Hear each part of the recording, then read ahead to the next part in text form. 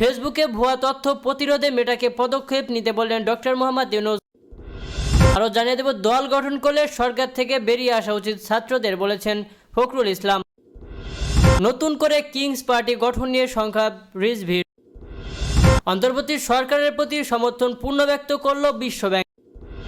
সর্বশেষ জানিয়ে দেব, আরাফাত রহমান কোকোর 10ম মৃত্যুবার্ষিকী আজ। ফেসবুকের মাধ্যমে বাংলাদেশে ছড়ানো ভুয়া তথ্য ও মিথ্যা খবর প্রতিরোধে উদ্যোগ নিতে মেটার প্রতি আহ্বান জানিয়েছেন অন্তর্বর্তী সরকারের প্রধান উপদেষ্টা অধ্যাপক ডক্টর মোহাম্মদ ইউনূস। ফেসবুককে ভুল তথ্যের বিরুদ্ধে লড়াই ও জোরদারের আহ্বান জানিয়ে তিনি বলেন, সাবেক স্বৈরাচারী সরকার প্রধান শেখ হাসিনার সঙ্গে জড়িত অলিগার্ক ও রাজনীতিবিদরা তাদের 15 বছরের শাসনামলে বাংলাদেশ থেকে লাখ লাখ টাকা পাচার করেছে। এই ব্যক্তিরা এখন বাংলাদেশের বিরুদ্ধে মিথ্যা ও ভুয়া তথ্য ছড়াতে তাদের বিপুল অর্থ ব্যয় করছে।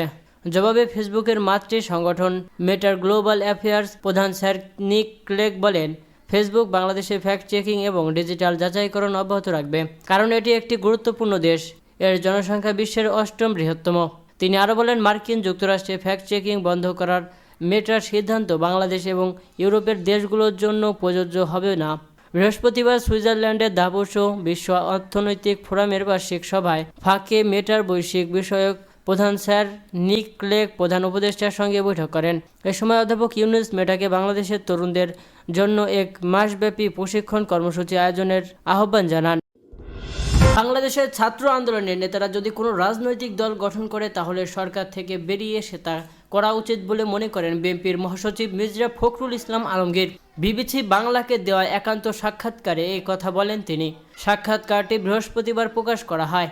সাক্ষাৎকারে আগামী নির্বাচন নিয়ে দলের প্রস্তুতি, দলের নেতাকর্মীদের বিরুদ্ধে ওঠা চাঁদাবাজি, দখলদারির অভিযোগ, শিক্ষার্থীদের নতুন দল গঠন, ভারত বিষয়ে বিএনপির অবস্থান, আওয়ামী লীগ ও তাদের সহযোগী দলগুলোর নির্বাচনে অংশগ্রহণ সহ নানা বিষয়ে কথা বলেন মির্জা ফখরুল ইসলাম। ছাত্র আন্দোলনের নেতাদের রাজনৈতিক দল গঠন করার প্রশ্নে বিএনপির মহাসচিব বলেন, তারা দল গঠন করতেই পারে, এটা তাদের গণতান্ত্রিক অধিকার এবং সেই ক্ষেত্রে আমরা তাদের স্বাগত জানাবো।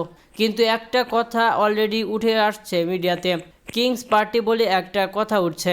আমরা মনে করি এখান থেকে তাদের বেরিয়ে আসা উচিত, অর্থাৎ সরকারের কোনো সাহায্য না নিয়ে তারা যদি দল গঠন করতে চায় সেটা তাদের জন্যই ভালো হবে। তিনি বলেন, সরকারের ছাত্রদের যারা আছেন তাদের সেখান থেকে সরে যাওয়া উচিত এবং সরকারের কোনো সুবিধা তাদের নেওয়া উচিত না। জামাতের সঙ্গে বিএনপির জোট প্রসঙ্গে বিএনপির মহাসচিব বলেন, এখন আমরা কারো সঙ্গে জোটবদ্ধ নই, আমরা আছি যুগপৎ আন্দোলনে। আমাদের সঙ্গে যে দলগুলো আছে আমরা যুগপৎ আন্দোলনে আছে, কিন্তু কোনো জোট আমাদের সঙ্গে নেই। বিএনপির প্রতীকে জামায়াত নির্বাচনও করছে এমন প্রশ্নের জবাবে মির্জা ফখরুল ইসলাম বলেন, গণতান্ত্রিক রাজনীতিতে নির্বাচনে এই জোট বন্ধ হওয়াটা ভোটের আগে একটা কমন ব্যাপার। সব দেশে, পৃথিবীর সব জায়গায় এটা আছে। ভারতীয় মুসলিম লীগ আর কমিউনিস্ট পার্টি একসঙ্গে জোট বাঁধে। রাজনৈতিক অঙ্গনে কি জামাত আপনাদের একটা মূল প্রতিপক্ষ হয়ে উঠেছে? এমন প্রশ্নের জবাবে বিএনপির মহাসচিব বলেন, আমরা তেমনটা মনে করি না। রাজনৈতিক দলগুলো তো বেশিরভাগ ক্ষেত্রেই যখন ইলেকশন আসবে তখন তো সবাই সকলের প্রতিপক্ষ তো হবে এবং রাজনীতির ক্ষেত্রেও প্রতিপক্ষ হতে পারে।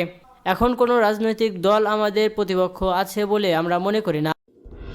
বেশ কিছুদিন ধরেই নতুন রাজনৈতিক দল গঠন নিয়ে গুঞ্জন চলছে, তবে এবার কিংস পার্টি গঠনের বিষয়টি সামনে আনলেন বিএনপির সিনিয়র যুগ্ম মহাসচিব রুহুল কবির রিজভী। একই সঙ্গে তিনি অন্তর্বর্তী সরকারের উপদেষ্টাদের মধ্য থেকে কিংস পার্টি গঠনের চেষ্টা চলছে বলে অভিযোগ করেছেন। তিনি বলেছেন, সরকারের ভেতর থেকে রাজনৈতিক দল গঠনের চেষ্টা চলছে, তাহলে মানুষ তো নিরপেক্ষতা নিয়ে প্রশ্ন তুলবেই। শুধু তাই নয়, এই সরকার বিভিন্ন প্রশাসনিক নিয়োগের ক্ষেত্রেও বিশেষ কোনো রাজনৈতিক দলকে প্রাধান্য দিচ্ছে। এগুলো ঠিক করতে হবে, না করলে অন্তর্বর্তী সরকার নিয়ে মানুষের ধারণা পাল্টে যাবে, কারণ বর্তমানে মানুষের ধারণা এটি একটি নিরপেক্ষ সরকার। শুক্রবার সকালে বনানী কবরস্থানে আরাফাত রহমান কোকোর 10তম মৃত্যুবার্ষিকী উপলক্ষে কবর জিয়ারত শেষে তিনি এই অভিযোগ করেন। রুহুল কবির রিজভী বলেন, আগে সংস্কার পরে নির্বাচন। সরকারের এমন বক্তব্য শেখ হাসিনার আগে উন্নত পরে গণতন্ত্র বলিকে স্মরণ করিয়ে দেয়। অবাধ সুষ্ঠু নির্বাচন করতে যতটুকু সংস্কার দরকার করবে সেখানে কেউ কিছু বলছে না, কিন্তু অনন্তকাল ধরে সংস্কার চলবে সেটা হতে পারে না। উল্লেখ করে রিজভী আরও বলেন, সরকারের রন্ধে রন্ধে ফ্যাসিস্টদের দোসররা ঘাপটি মেরে আছে, জনগণ ভোট দিতে পারে না আর আপনারা সংস্কার করেন। মন্তব্য করে রিজভী বলেন, অন্তর্বর্তী সরকার গণতান্ত্রিক আন্দোলনের ফসল। 5 আগস্ট আমাদের আন্দোলনের যে বিজয় হয়েছে তার ভিত্তি তৈরি করেছিলেন বিএনপির ভারপ্রাপ্ত চেয়ারম্যান তারেক রহমান।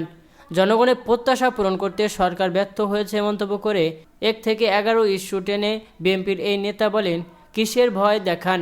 1 ও 11 এর পুনরাবৃত্তি হবে। উপদেষ্টারা কি বিজ্ঞ লোকদের রাজনীতি শেখাতে চায়?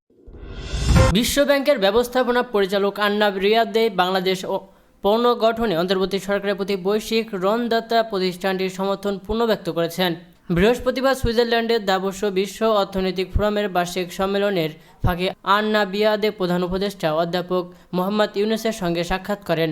এ সময় তিনি প্রধান উপদেষ্টাকে বিশ্বব্যাংকের সমর্থন ব্যক্ত করেন। প্রধান উপদেষ্টার উপপ্রেস সচিব আবুল কালাম আজাদ মজুমদার এ তথ্য জানিয়েছেন।